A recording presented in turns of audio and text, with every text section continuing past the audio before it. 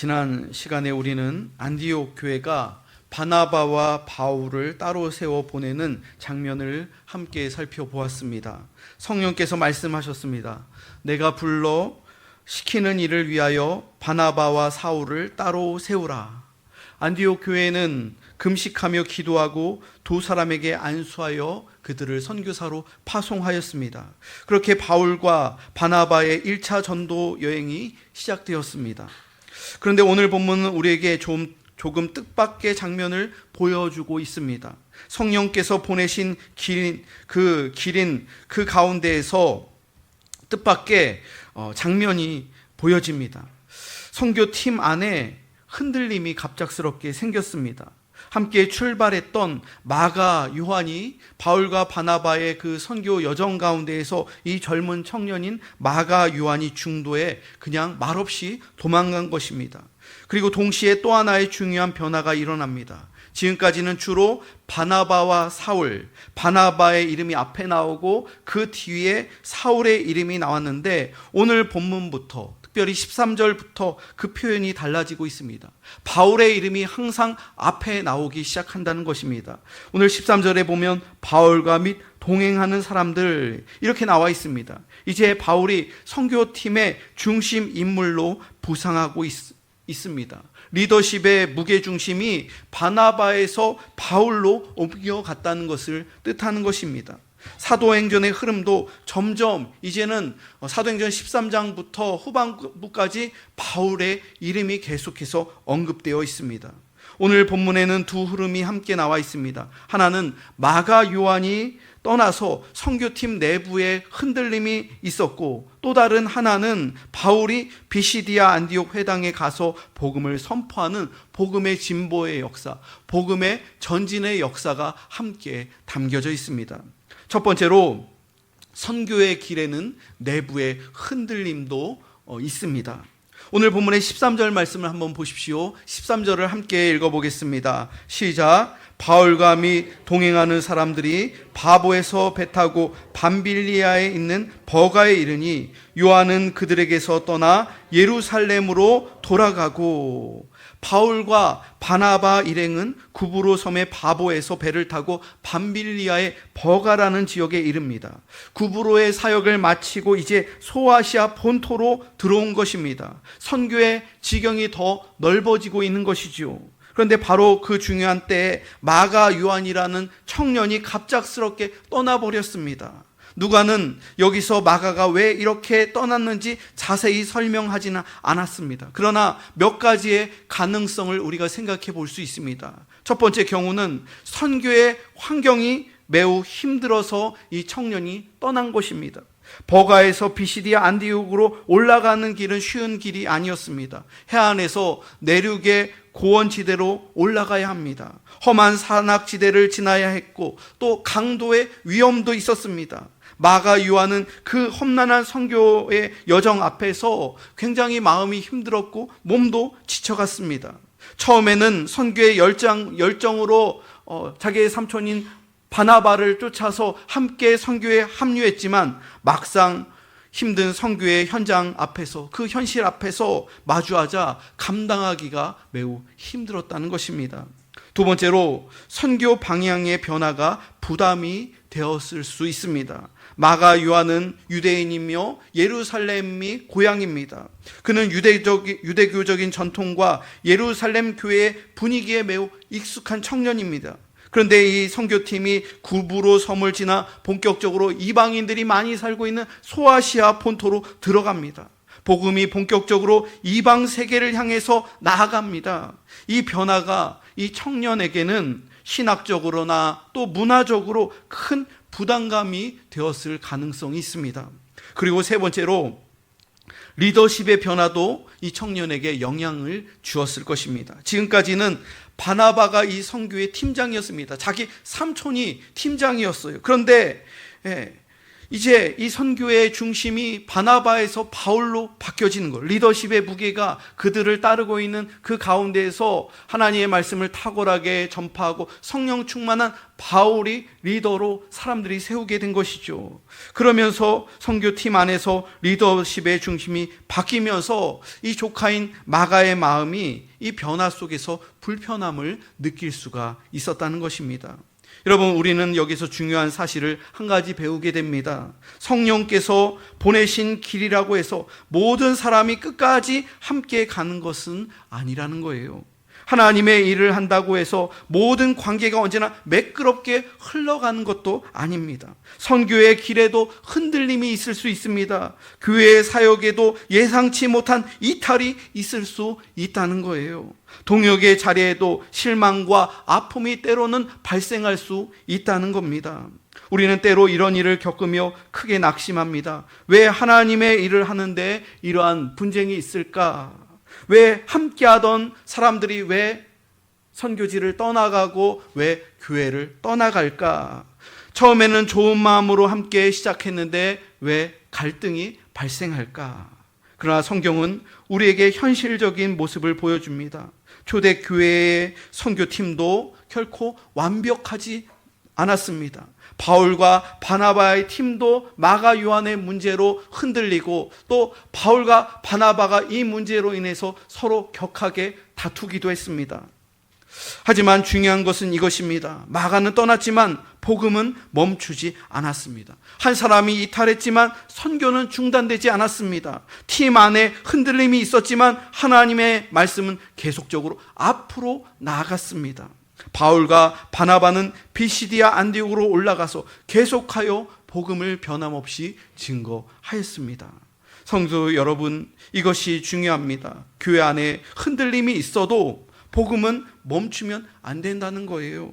동역에 어려움이 있어도 사명을 우리가 포기하지 말아야 한다는 거예요. 사람이 연약해도 하나님의 선교와 목회는 계속해서 이어져 나가는 것이죠.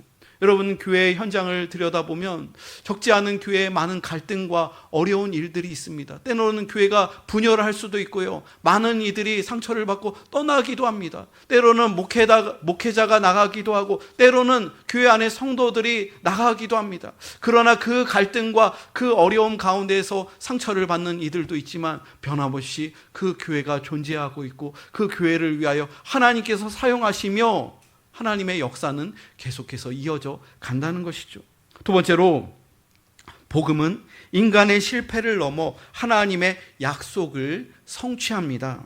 14절과 15절을 보면 바울과 바나바는 비시디아 안디옥에 이르렀습니다. 그리고 안식일에 회당에 들어갑니다. 율법과 선지자의 글을 읽은 후에 회당장들이 말했습니다. 형제들아, 만일 백성을 권할 말이 있거든 말하라. 이렇게 바나바와 바울에게 말한 것입니다. 그때 바울이 일어나서 말씀을 증거합니다. 오늘 본문에 기록된 사도행전 13장에 기록된 이 설교, 바울의 첫 번째 긴 설교입니다. 바울은 설교를 시작하면서 먼저 이스라엘의 역사를 꺼내 들었습니다. 하나님이 이스라엘을 택하셨습니다. 애굽에서 하나님께서 우리를 인도해 내셨습니다. 광야에서 40년 동안 하나님께서 참으셨습니다. 가나안 땅을 하나님께서 이스라엘 백성들에게 기업을 주셨습니다. 사사들을 세우셨고 사울을 이스라엘의 초대 왕으로 세우셨고 마침내 다윗을 왕으로 세우셨습니다. 여러분, 여기에서 이스라엘 역사를 말하면서 설교할 때 바울 설교의 주어가 중요합니다. 바울은 계속해서 설교의 그 주어를 하나님께서 하셨습니다. 하나님께서 택하셨습니다. 하나님께서 인도하셨습니다. 하나님께서 참으셨습니다. 하나님이 주셨습니다. 하나님이 세우셨습니다. 설교의 주어가 하나님이었다는 거예요. 이스라엘의 역사는 사람의 성공담이 아닙니다. 하나님의 역사입니다. His story, 하나님의 역사라는 거예요. 사람은 반복해서 실패했지만 하나님은 자기 백성을 끝까지 포기하지 아니하셨다는 거예요. 그리고 그 역사는 한 사람을 향해 흘러갑니다. 바로 예수 그리스도입니다. 오늘 본문의 23절 말씀을 보십시오. 함께 23절을 읽어보겠습니다. 시작. 하나님이 약속하신 대로 이 사람의 후손에서 이스라엘을 위하여 구주를 세우셨으니 곧 예수라. 바울이 이스라엘의 그 굉장히 긴 역사를 설교하면서 바로 예수 그리스도에게로 집중을 합니다. 예수님은 갑자기 나타나신 분이 아닙니다. 하나님이 구약의 오래전부터 약속하신 구원의 성취입니다. 다윗에게 주신 약속, 선지자를 통해 주신 말씀, 이스라엘의 모든 역사가 예수 그리스도에게로 집중하였고 예수 그리스도 안에서 성취되었습니다. 그런데 사람들은 그 예수님을 알지 못했습니다. 하나님께서 2000년 전에 그 유대 땅에 예수님을 사람의 몸을 입고 태어나게 하시고 30년 동안 그들에게 동행하시며 또 3년 동안 공생애를 함께 하셨는데, 그때 당시에 유대인들은 예수님을 믿지 않고 예수님을 배척하고 예수님을 십자가 매달아 예수님을 죽게 했습니다. 그러나 예수님께서는 거기에서 끝나지 아니하셨습니다. 30절에 보면은 하나님이 죽은 자 가운데서 그를 살리신지라. 유대인들은 예수님을 하나님의 아들로 믿지 아니하고 십자가에 못 박아 죽었지만 예수님께서는 그 가운데서 우리의 죄를 위하여 물과 피를 다 쏟으시고, 그리고 그 죽음 이후에 사흘 만에 다시 살아나셨다는 것, 부활하셨다는 거예요. 인간의 죄는 예수님을 십자가에 못 박았지만 하나님의 능력은 예수를 죽은 자 가운데서 다시 살리셨습니다. 이것이 부활입니다. 인간의 실패가 끝처럼 보였지만 하나님은 그 자리에서, 그 실패의 자리에서, 그 죽음의 자리에서 사망 권세를 깨뜨리시고 부활의 문을, 구원의 문을 여셨다는 거예요. 여러분, 이것이 바로 복음입니다. 여러분, 바울 설교의 중심이 바로 이거예요. 역사의 주인은 사람이 아니라 하나님이십니다. 구원의 중심은 인간의 공로가 아니라 예수 그리스도이십니다. 인간의 실패가 아무리 커도 하나님의 약속은 반드시 성취됩니다. 이 말씀은 오늘 우리에게 큰 위로를 줍니다. 우리의 삶에도 실패가 있습니다. 계획대로 되지 않는 일들이 매우 많이 있습니다. 믿음으로 살려고 했지만 넘어질 때가 있습니다. 교회 역시 마찬가지입니다. 사람 때문에 마음이 힘들 때도 있습니다. 동역이 기대처럼 되지 않을 때도 있습니다. 그러나 우리는 기억해야 합니다. 하나님은 실패의 자리에서도 일하신다는 거예요. 하나님은 막힌 길 가운데서도 약속을 이루십니다. 하나님은 십자가처럼 끝나 보이는 자리에서도 부활을 준비하신다는 거예요. 사랑하는 성도 여러분, 사람의 흔들림을, 여러분, 그 사람은 흔들릴 수 있어요. 모든 사람들이 다 그렇다는 거예요. 그럴 때 우리들은 사람의 흔들림만 보지 마십시오. 하나님을 바라보십시오. 사람을 보면 때로는 실망할 수 있습니다. 나 자신을 바라봐도 낙심될 때가 있습니다. 교회를 보아도 교회가 부족해 보일 수가 있어요. 그러나 하나님을 바라보면 다시 소망이 생긴다는 거예요. 복음은 인간의 실패를 넘어 하나님의 약속을 성취한다는 것입니다. 마지막 세 번째로, 복음은 실패한 사람도 다시 유익한 동역자로 세웁니다. 이 부분이 중요해요. 실패한 사람도 다시 하나님께서는 일으켜 세우신다는 거예요. 38절과 39절 말씀을 함께 보겠습니다. 함께 읽겠습니다. 시작. 그러므로 형제들아, 너희가 알 것은 이 사람을 힘입어 죄사함을 너희에게 전하는 이것이며, 또 모세의 율법으로 너희가 의롭다 하심을 얻지 못하던 모든 일에도 이 사람을 힘입어 믿는 자마다 의롭다 하심을 얻는 이것이라. 바울은 예수님의 십자가와 부활을 선포한 이후에 그 복음이 우리에게 주는 은혜를 말하고 있습니다. 율법은 우리의 죄를 드러내지만 죄인을 구원하지는 못합니다. 사람을 의롭게 하는 것은 바로 예수 그리스도이십니다. 죄인을 용서하는 것은 예수 그리스도의 십자가입니다. 죽은 자를 다시 살리시는 것은 바로 예수 그리스도의 부활입니다. 여러분, 오후 예배 때 특강 주제도 이와 연결되는 거예요. 여러분, 모든 사람은 언젠간 다 죽음을 맞이합니다. 임사체험을 하고 심장이 멎고 뇌의 의식이 끊긴 사람도 잠시 갔다가 다시 깨어나서 다시 덤으로 사는 인생을 살 수 있지만, 그 깨어난 사람도 언젠가는 또다시 죽음을 맞이하는 거예요. 인간은 누구나 영생할 수 없어요, 이 땅에서. 그러나 예수 그리스도의 부활이 우리의 소망이 된다는 거예요. 예수 부활이 바로 영생으로 가는 그 길이라는 거예요. 사랑하는 성도 여러분, 이 복음은 죄인만 살리는 것이 아닙니다.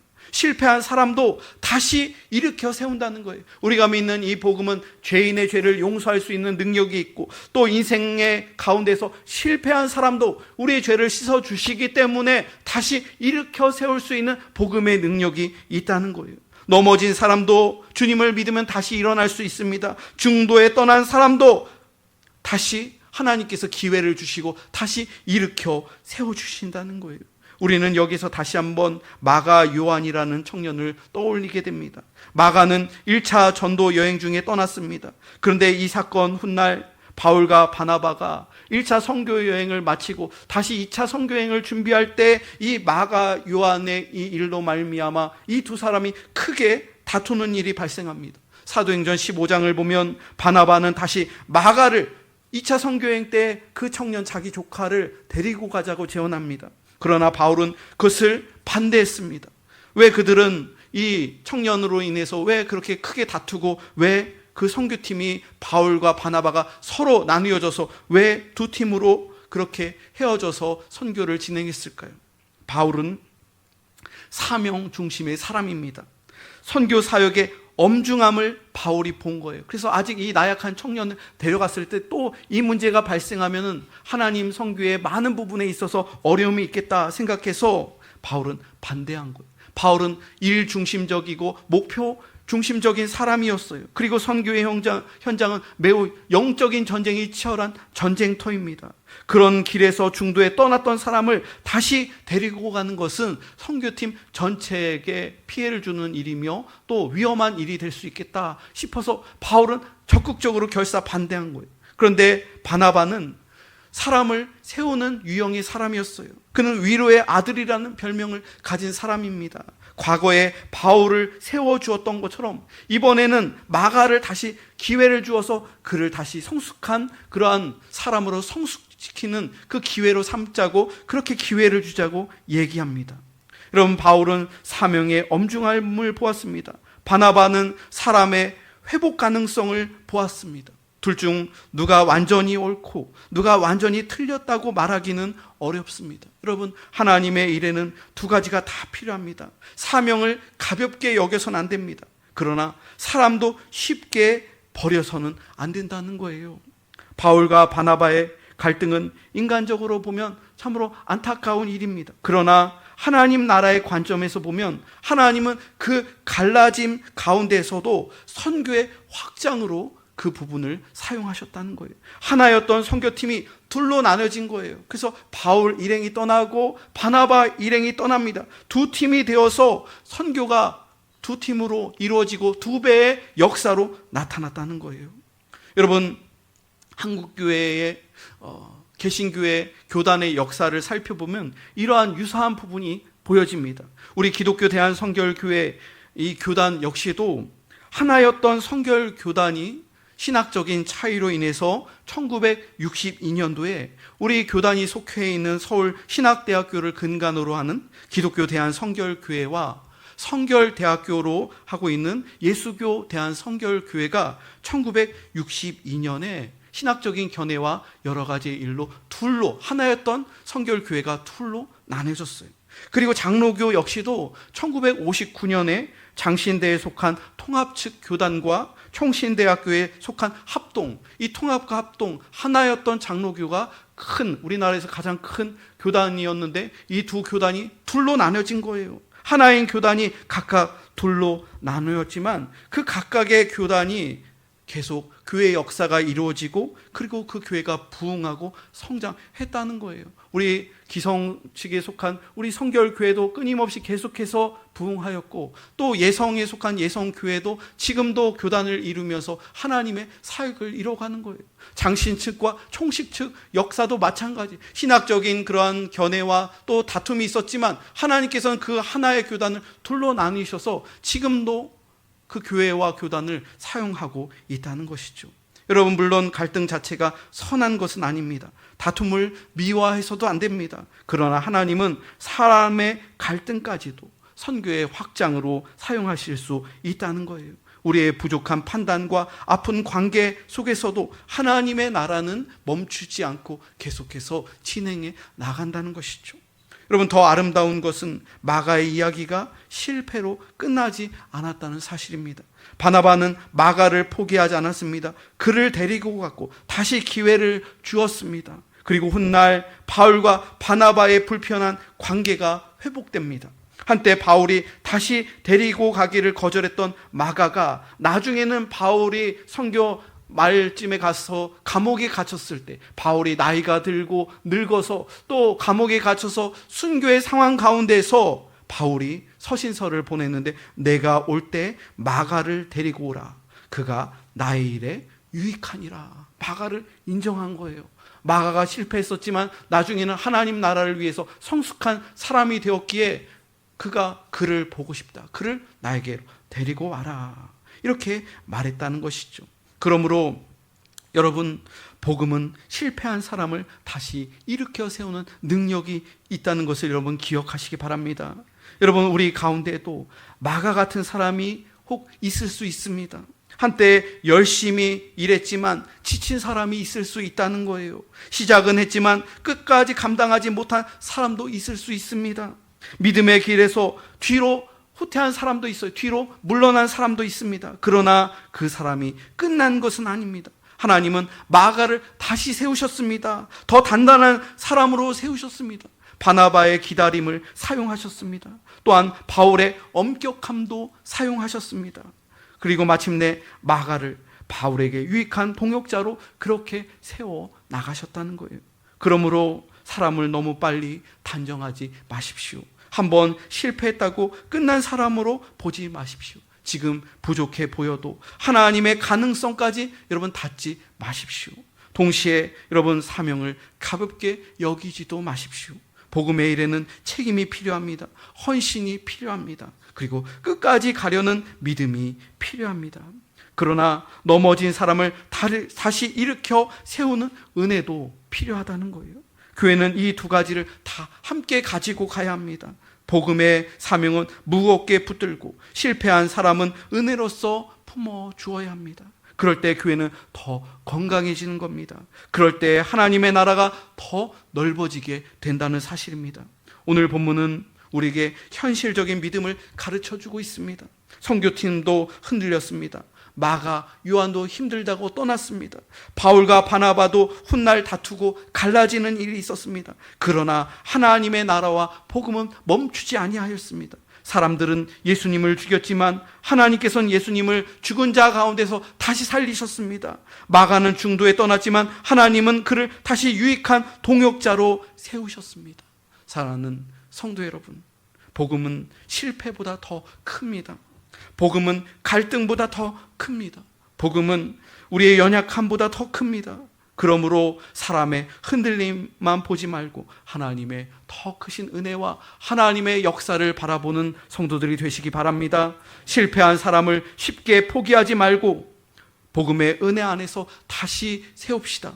어떠한 상황 속에서도 복음의 길을 멈추지 마시기 바랍니다. 사람은 흔들려도 복음은 멈추지 않습니다. 그 멈추지 않는 복음의 길에 우리가 함께 다 쓰임받는 우리 공부교회 모든 성도들이 다 되시길 주님의 이름으로 축원합니다.